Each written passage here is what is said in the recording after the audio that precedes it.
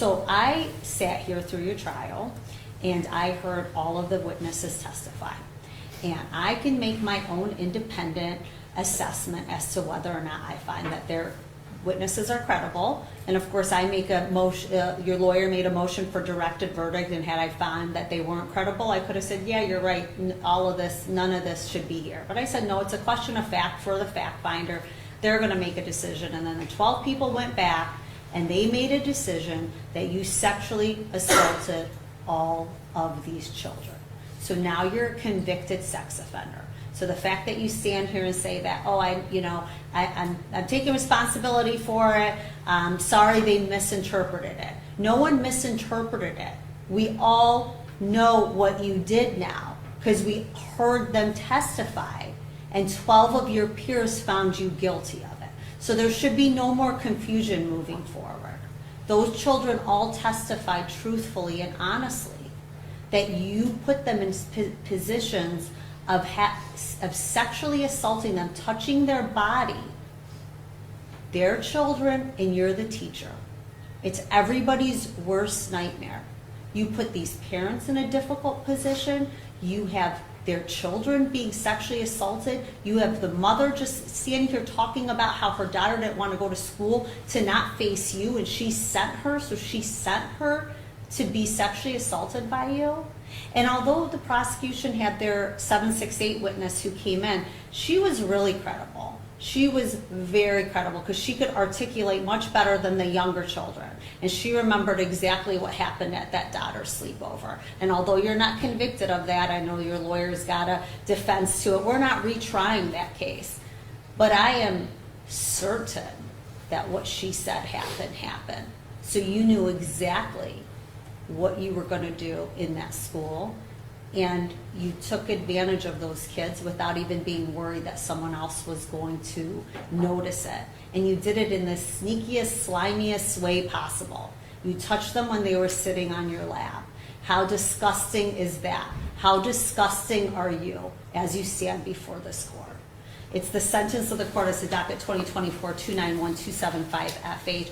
We've got 6 counts of criminal sexual conduct, person under 13, with guideline range here stemming from 36 to 71. The court's not satisfied that the guidelines can anticipate this situation. Our legislator has said that criminal sexual conduct second degree has a penalty of 15 years, and that's touching of minor children under 13 with a defendant older than 17 years of age.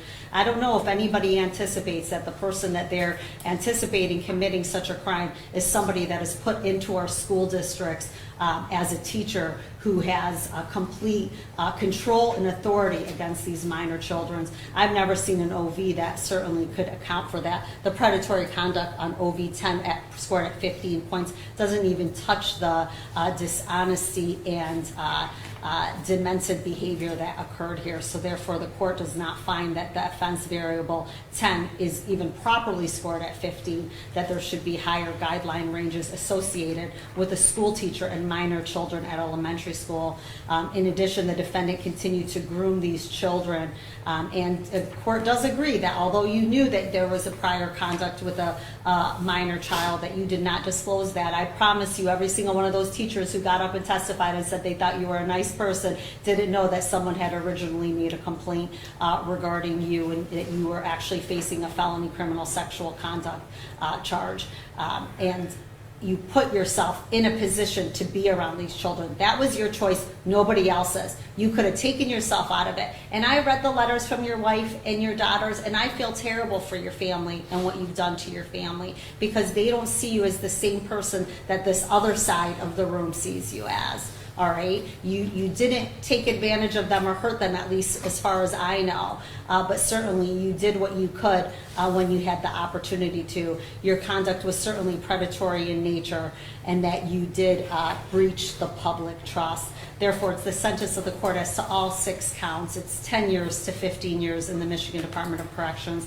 You'll get your 58 days of credit. DNA cost is 60, state cost is 408. crime victim right is 130. You're going to comply with DNA testing. You're going to get an HIV test, and you're going to comply with the sex offender registration requirements that do require lifetime GPS tether upon parole from prison. You are going to get STD, STI testing, and there's going to be no contact directly or indirectly with the victims, ES, II, and JS. You do have the right to petition the Court of Appeals for, you have an absolute right to petition the Court of Appeals for appellate review.